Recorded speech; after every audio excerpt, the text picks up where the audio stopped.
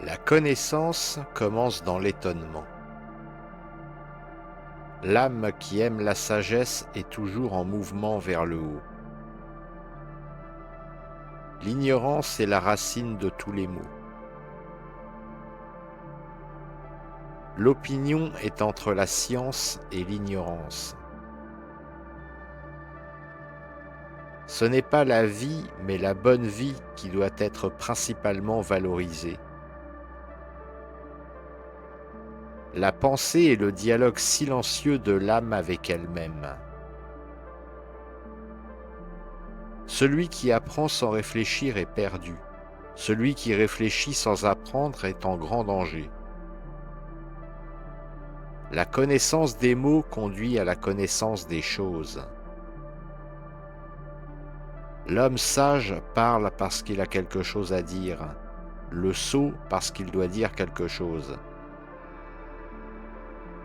Apprendre, c'est se ressouvenir. La vérité est le bien le plus précieux que l'âme puisse posséder.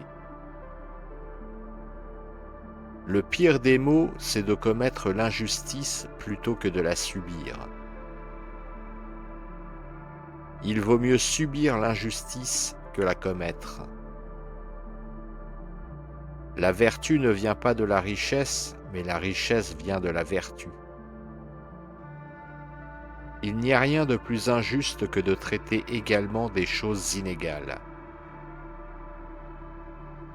La tempérance est un ordre et une maîtrise de soi. Le bien est l'unique objet de toute poursuite raisonnable. Ce que l'homme appelle réel n'est qu'une ombre projetée sur le mur de la caverne. Le courage est de savoir ce qu'il ne faut pas craindre. La première et la plus grande victoire est de se vaincre soi-même.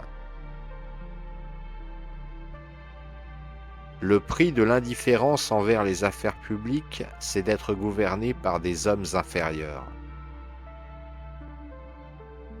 La démocratie est le passage de la liberté excessive à la servitude la plus complète. Les tyrans ne sont pas fils des rois, mais des démagogues. Aucun homme n'est plus odieux que celui qui utilise la force pour gouverner. Le but de la politique est le bien commun. Une cité n'est bien gouvernée que lorsque les citoyens obéissent aux lois et que les lois servent le bien de tous. L'État naît du besoin que les hommes ont les uns des autres. Le pouvoir revient à ceux qui sont les moins désireux de l'exercer. Ceux qui refusent de participer à la politique seront condamnés à être gouvernés par leurs inférieurs. L'homme juste est plus heureux que l'injuste. L'âme, avant de venir dans le corps, a contemplé les idées éternelles. Le monde visible est le reflet imparfait du monde intelligible. L'âme est semblable à l'œil. Quand elle regarde ce qui est lumineux, elle devient claire et divine. Celui qui voit avec les yeux de l'âme voit plus vrai que celui qui voit avec les yeux du corps. La vérité est éternelle, mais les opinions changent avec les temps. Ce n'est pas dans le corps que réside la beauté, mais dans l'âme. Aimer, c'est vouloir le bien de l'autre. L'amour véritable cherche à s'élever vers le divin. La beauté est le resplendissement du vrai. Le beau est la splendeur du vrai et du bien. L'âme juste est harmonieuse comme un instrument bien accordé. L'âme de l'homme est immortelle et impérissable. Ce que nous appelons la mort, c'est la séparation de l'âme et du corps. La vérité est dans l'âme, non dans les sens. Les sens sont trompeurs. Seule la raison voit juste. Chercher la vérité, c'est s'élever vers la lumière.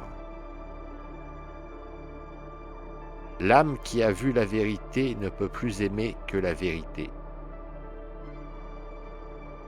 Le bien suprême est la contemplation du vrai. L'âme est plus ancienne que le corps. La lumière est à l'œil ce que la vérité est à l'âme.